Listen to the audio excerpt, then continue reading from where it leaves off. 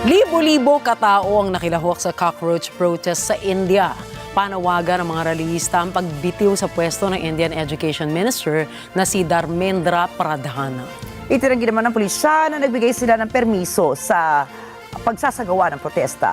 Ipinagbawal din ang mga pampublikong pagtitipon, isinara ang ilang pangunahing kalsada at nakashutdown ang internet sa Delhi sa kasagsagan ng pagtitipon.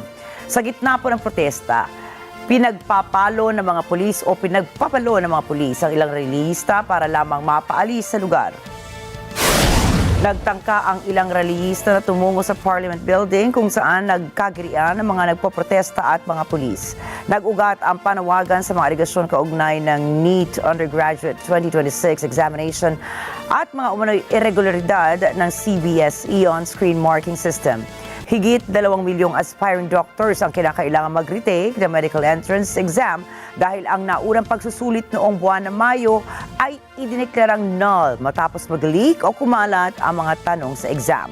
Kasunod dito, pansamantalang ipinagbawal ang paggamit ng messaging app na Telegram upang maiwasan ang exam leakage sa hinaharap.